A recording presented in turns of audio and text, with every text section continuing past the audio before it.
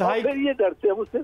इंतहाई काबिल एहतराम मोहतरम एतजाज हसन साहब, सहाफ़ियों से गैर रस्मी गुफ्तगू करते हुए इमरान खान ने चीफ जस्टिस साबिक जस्टिस गुलजार वाली बात की है, जिसमें उन्होंने फरमाया था कि इमरान खान के केसेस में काजी फायज ईसा को नहीं बैठना चाहिए। अब खान ने खुद भी ये बात आज की है कि अखलाकी तौर पर मेरे केसेस में काजी फायज ईसा को नहीं बैठना चाहिए। चौधरी साहब, पूछना आपसे सिर्फ ये चाहता हूं कि सियासतदानों को इस तरह की मादर पिदर जो आज़ादी है वो दे देनी चाहिए। कल को फिर सभी कह देंगे, या आप इसको समझते हैं ये बड़ी जायज़ सी बात है, और अगर जायज़ है तो क्यों जायज़ है?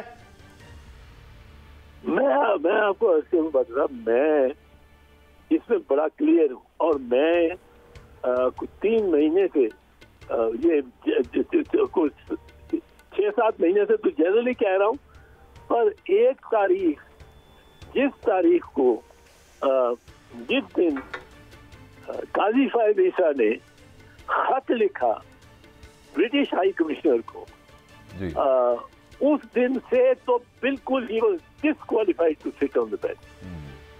देखिए उसमें के तो खत में क्या है, एक उसने खातून ने, जेन मैरियट ने, एक लाहौर में कॉन्फ्रेंस हो रही है, उसमें उसने ये कह दिया है कि हमें बड़ी तशवीश है कि इस किस्म के फैसले भी हो रहे हैं।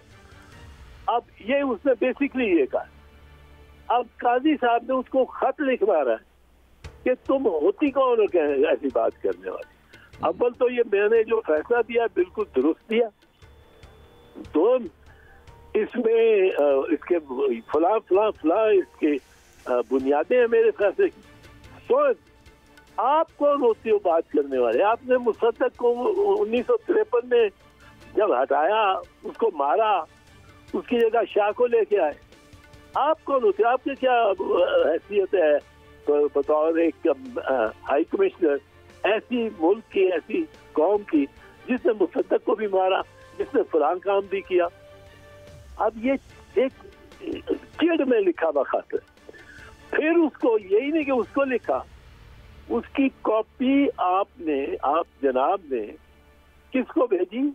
2 कॉपियां। उनको कोई पता ही नहीं, जो भेजी जिनको इस कंट्रोवर्सी का ही पता होगा कि हमारे हाई कमिश्नर ने क्या किया है या क्या किया है उसने।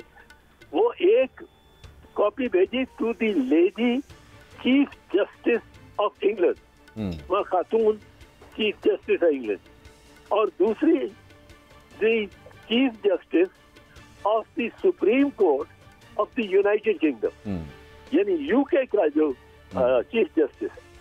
वो 4 रियासतें हैं, एक England, Wales, Ireland and Scotland. अब चीफ जस्टिस ऑफ इंग्लैंड ज्यादा प्रोमिनेंट है, उसको भी भेजी, और उनका जो हाउस ऑफ लॉर्ड्स पहले होता था, अब वो सुप्रीम कोर्ट है, उसके चीफ जस्टिस को।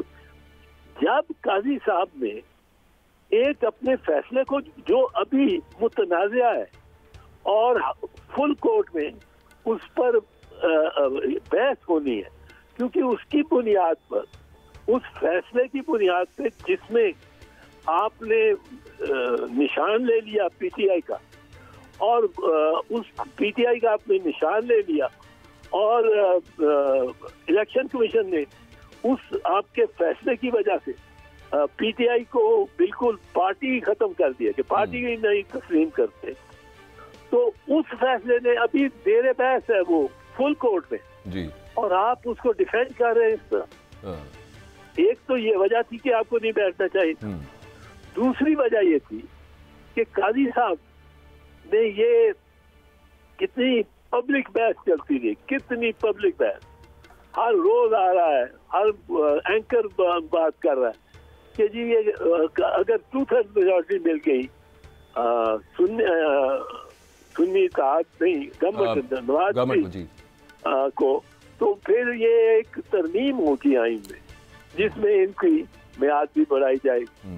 अब इन्होंने कोई, मेरे इल्म में नहीं है कि इन्होंने कोई तरदीद की हो, वरना बंदा कहता है जी मैं अगर फैसला ये हक में भी हो गया तो मैं ये मियाद अपनी बढ़ाने वाला नहीं है। नेक्स्ट चीफ जस्टिस से तुम्हारे यहाँ पे कॉन्फ्लिक्ट ऑफ इंटरेस्ट था जी, कॉन्फ्लिक्ट सख्त कॉन्फ्लिक्ट ऑफ इंटरेस्ट। बिल्कुल ठीक। और इंटरेस्ट अपना।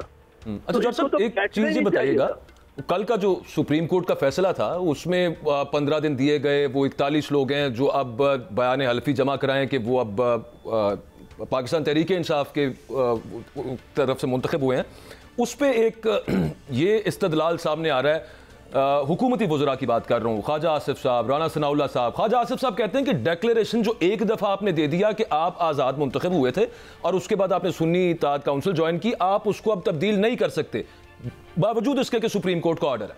और राना सनाउल्लाह साहब ये कहते हैं कि अगर आपने नया एफिडेविट जमा कराया तो फिर आप वैसे ही इलेक्शन कमीशन आपको डी सीट कर सकता है। आपकी राय इस पे क्या है, ये जो नुक्ता वो लेके आ रहे हैं? देखिए पहला जो कुछ हुआ, जो कुछ ये कल के फैसले तक हुआ जी, अब उसके बाद जो होना है आगे कि कोई एफिडेविट देगा तो क्या डिस्क्वालीफाई हो जाएगा कि नहीं, हाँ। अभी तक जो हुआ उसमें इलेक्शन कमीशन ने पीटीआई को एज अ पार्टी रिकग्नाइज ही नहीं किया।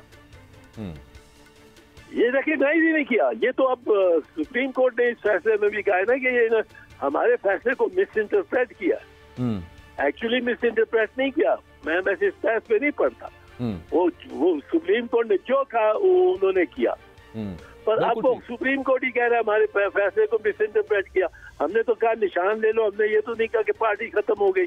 आपने किस तरह पार्टी को तस्वर कर लिया कि पार्टी खत्म हो गई, और जो भी पीटीआई का कैंडिडेट है वो दरअसल इंडिपेंडेंट कैंडिडेट है। अब देखें, ये बैकग्राउंड देखें ना। बिल्कुल। अब इसमें जब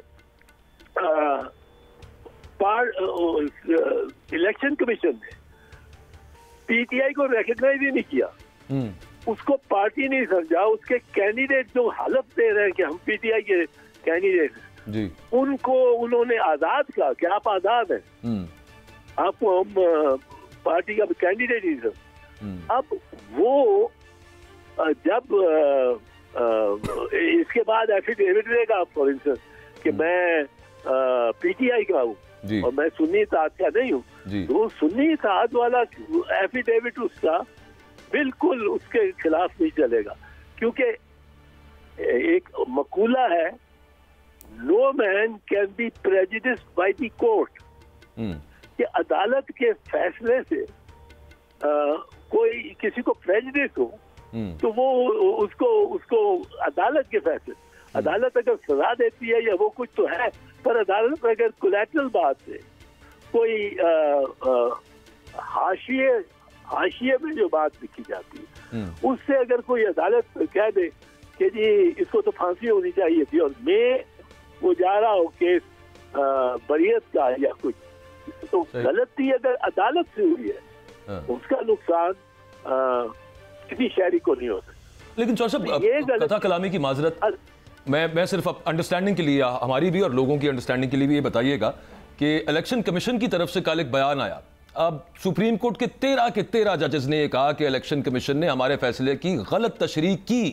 इलेक्शन कमीशन आगे से it had the gall to say कि हमने किसी फैसले की गलत तशरीह नहीं की, बिल्कुल ठीक की है। अगर वो ये कह सकते हैं तो फिर बाद में वो कहें कि जनाब बयान हल्फी एक आया था, उस वक्त झूठ बोला था या अब दोबारा झूठ बोला जा रहा है, चाहे अदालती हुक्म पे है।